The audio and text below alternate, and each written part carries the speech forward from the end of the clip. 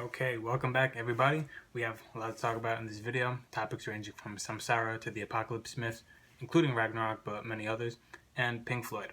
So all of that and why I think Attack on Titan as a series is incredible and what the overarching message is for us as readers. So the recent chapters that followed Eren's decapitation in Attack on Titan dealt greatly with memories. Memories obviously play a big part in the series. We recently exited Grisha's memories and then entered Ymir's memories in chapter 122. The Eldians on the island have had their own memories erased for 100 years, not to mention the subverted narrative that the Eldians faced in Marley. Now, Graham Hancock, the writer, calls humans a species with amnesia, and there's a quote attributed to Plato that says, "All learning is remembering." Those are two quotes that we're going to need for later. Another topic that is of major interest to many of us is time. Time obviously plays an important factor, especially since Kruger mentioned to Grisha about Mikasa and Armin, despite him not knowing who they are at all. So we're playing with the idea of time being cyclical. Obviously, there are a number of observable cycles in nature, such as the sun rising and setting. We wake up, we sleep, and then we wake up again. The way we keep track of time, we start at 12, and then the clock turns to 1, 2, and then eventually makes its way back to 12 for the cycle to repeat again. You have spring turning to summer, summer turning to autumn, and then to winter, and then back to spring. So these are patterns that appear not just in nature, but also in the cycles of human history, with the rise and collapse of empires and civilizations. So we might think that time is strictly linear, but many cultures around the world believe in greater cycles, such as the cyclical nature of the cosmos themselves, or seasons of the universe.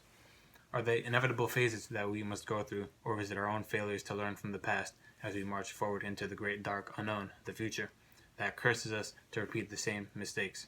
Why do we fail to learn from the past?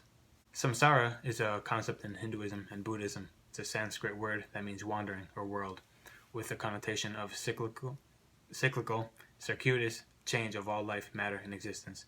So in movies, we see this in films such as Groundhog Day, Edge of Tomorrow, where the day repeats. So obviously that is on a macro scale where it's only one day, whereas, in Hinduism, the cycles repeat over the course of millions of years. The Matrix trilogy also hints at this when the architect explains to Neo that he is not the first chosen one, but the sixth, to stop the Matrix from crashing as a result of human choice by returning to the source, thereby rebooting the Matrix. So films obviously display the concept well. Music is also another example, and that's the one I'll be focusing mostly in this video because I'm not a huge movie buff, but I am a musician. Okay, so in music, we have two examples from Disney that don't have cyclical nature in the music itself, but merely in the lyrics. So the first example is one we all know and love. It's The Lion King, Circle of Life. The lyrics go, "But the sun rolling high through the sapphire sky keeps great and small on the endless round. It's the circle of life, the wheel of fortune." Another one is from The Sword and the Stone, when Merlin turns the young King Arthur into a fish and they're swimming. He sings a little song about duality. That's what makes the world go round. Left and right, like day and night, that's what makes the world go round. For every up, there is a down. For every square, there is a round. For every high, there is a low. For every two, there is a fro. Duality makes the world go round. Night and day, high and low, creation and destruction. Speaking of creation and destruction, Monuments, progressive metal band from the UK, and they released an album called The Amanuensis. It's a concept album where the story loops, but the first song, I the Creator, is the last part of the story chronologically, so the album begins with the end. It follows the main character's journey of leaving his city, sailing the seas, meeting friends and foes along the way to fulfill his destiny. Reminds me of somebody in Attack on Titan. By the end of the album, in the song I the Destroyer, he destroys the world that he created. And in the final song, it's literally called Samsara.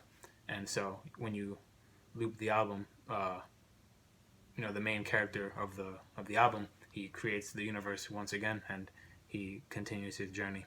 Similarly, one of the most famous examples of all is Pink Floyd's The Wall. How ironic the album name is. The album begins immediately with the words, "We came in," over a calm melody. In the story, our main character Pink builds a metaphorical wall around himself. Hidden behind this wall He becomes severely depressed and wants for the world to end, but eventually his inner judge orders him to tear down the wall, opening Pink to the outside world.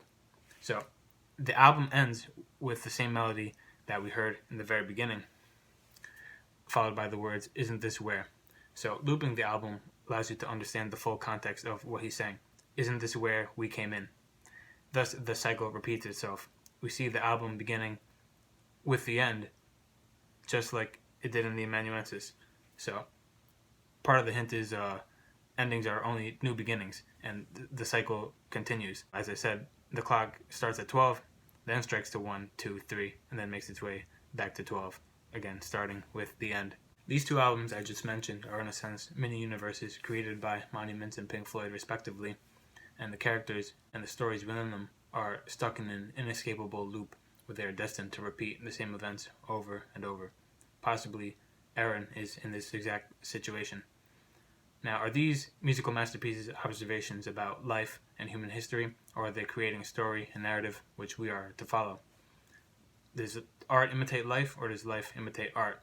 These are only musical examples, of course, but what do religious texts and mythologies from around the world tell us about these cycles and what happens in the final stages, in the end times, the apocalypse, and what is to come after it all?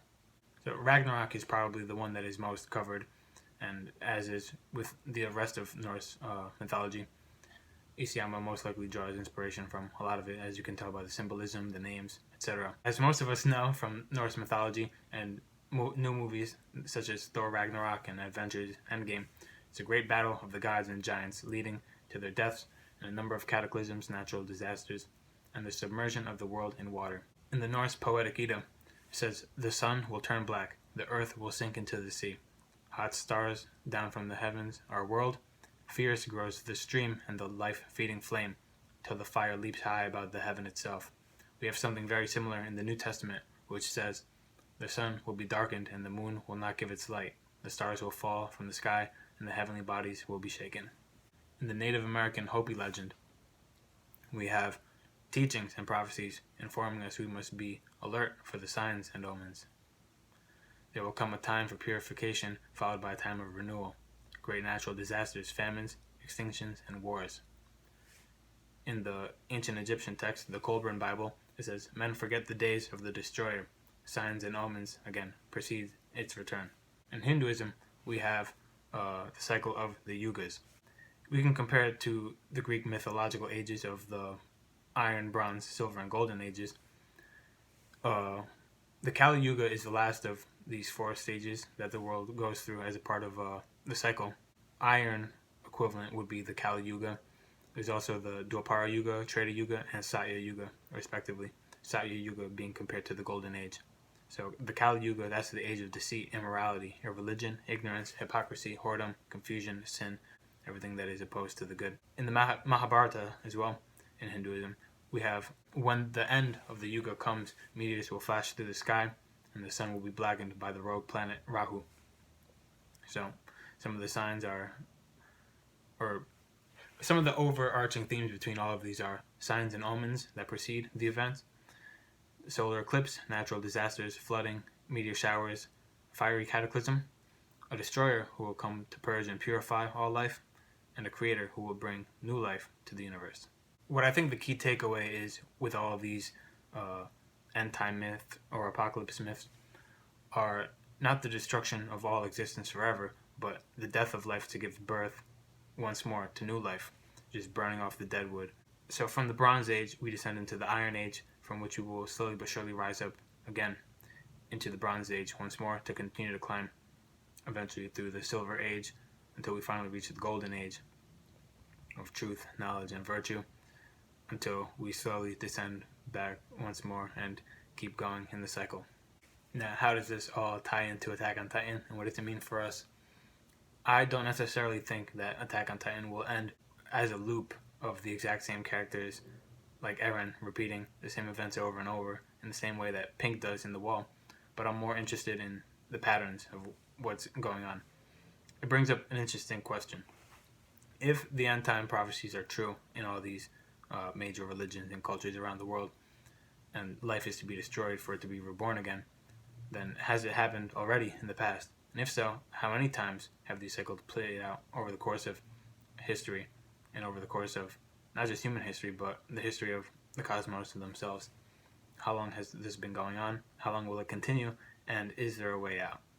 Not many stories nowadays truly hit home for me the way Attack on Titan does. I'm sure many of you feel the same way. I think Isayama nailed it with the friendships, the families, the endless conflicts, the broken promises, the love, the hate, the erosion of memories, and the fake history created and passed down from shadow governments, military, religion, the acquisition of power and control over land, resources, and the minds of the masses. Paradise is never truly safe from the snake, and the war is never truly over for freedom or slavery, for good or for evil. It is a story we humans have written for ourselves over and over, and will continue to do so. I don't think we know any other way, yet we search for a way out, always chasing the mystery, but every answer only leads to more questions. It's hard to tell which came first. A buddy of mine told me of a book he read called The 7 Basic Plots. It's about how almost any story can be condensed and boiled down to the same 7 plots. And it's true if you think about it. The same is also true for an artist who has unlimited possibilities to paint a picture using variations of the same basic colors, and a musician who can compose an infinite number of melodies using variations of the same 7 notes in a key signature. Miyamoto Musashi said, "If you know the way broadly, you will see it in everything." Now, think of the similarities in all of the end-time prophecies that I've mentioned in this video so far. They all sound like variations of the same event. This is not much different from Ymir's story, and how it different from Marley's version to the Restorationist version, and even the version that Frida taught to Historia. This is also no coincidence, by the way.